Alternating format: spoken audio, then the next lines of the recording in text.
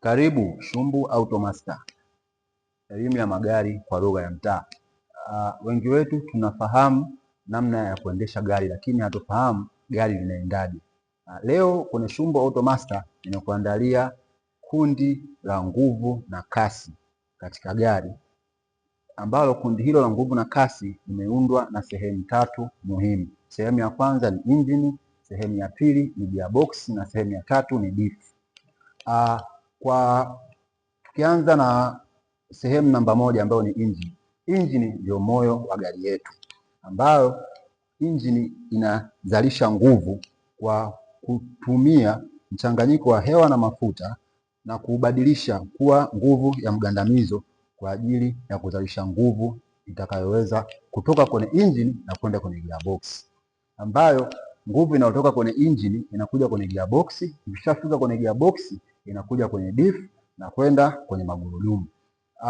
Injini ina sehemu muhimu. Sehemu ya kwanza ni cylinder head, lakini pia cylinder head ni sehemu ambayo kuna valve, lakini pia kuna cylinder block, sehemu ambayo piston zinafanya kujongea kwenda juu na kurudi chini, lakini pia kuna oil sample.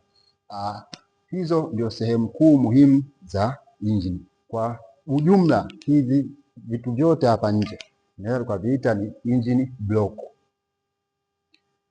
Lakini pia kuna dalili au magonjwa ambayo injini inaikumba.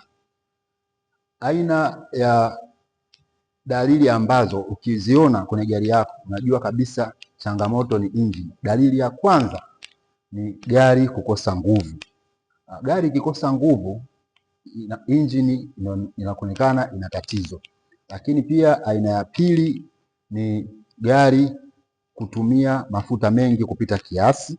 Lakini pia dalili ya tatu ni injini kuwa na madoa kwenye sehemu ya oil sample.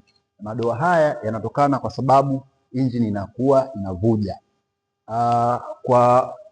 Kwa sababu nguvu inayozalishwa na injini inatoka kwenye injini inakuja kwenye gearbox. Tunakuja kuona kwamba gearbox ndio sehemu ambayo inaamua gari yako iende kwa mpangilio upi. Mfano, gearbox ndio sehemu pekee katika gari ambayo inaamua wakati huu gari itumie nguvu, wakati huu gari itumie kasi. Kwa mpangilio wa gia jinsi ulivyowekwa, ukiselect gia, ukichagua gia namba moja, gia namba moja ni ndogo kwa namba, lakini ndio gia ambayo ina nguvu. Kwa hiyo gia namba moja na namba mbili ndio gia ambazo zina nguvu katika gari, na gia hizi ndio gia zinazotumika kupandia mlima.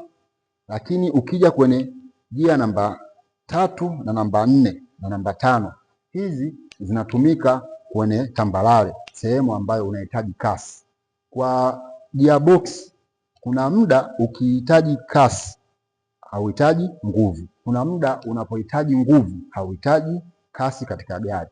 Kwa hiyo kinachosababisha kwamba gari iende kwa kasi na iende kwa taratibu ni hii gearbox, ambayo hii gearbox nguvu inayofika hapa imetoka kwenye injini. Kwa haraka tukiangalia matatizo au dalili ambazo zinazopelekea kuonekana kama gearbox yetu ina changamoto. Dalili ya kwanza ni gearbox kuvuja. Gearbox nayo ina sehemu yake ya kuwekwa oili. Ukishawekwa oili, gearbox ikishaanza kuvuja inaanza kuwa na madoa. Ikishaanza kuwa na madoa inaonekana ina changamoto. Lakini pia kuchelewa kwa kuingiza gia. Ukiwa unaingiza gia ikiwa inachelewa, inaonekana gearbox ina changamoto. Lakini pia kuna muda ukiweka gia gari inashtuka. Ikishafika hatua hiyo, unajua kabisa dalili hizi za gearbox kupata hitilafu. Gearbox yako inakuwa haipo sawa. Nguvu inayotoka kwenye injini tumesema inakuja kwenye gearbox. Ikishafika kwenye gearbox inakuja kwenye diff. Diff kazi yake ni kusambaza nguvu inayotoka kwenye gearbox kwenda kwenye magurudumu kwa uwiano sawa, kwa kasi inayotegemea na mzunguko wa tairi. Gearbox ikishatoa nguvu kuja kwenye diff. Diff wakati wa kona ndio ambayo inasababisha tairi ya ndani izunguke kidogo na tairi ya nje izunguke sana, ili kusababisha gari isiweze kupinduka au ekseli kuvunjika. Matatizo ambayo yanaikumba diff pia tunaweza tukaona ni kuvuja kwa diff, lakini pia kukatika kwa ekseli.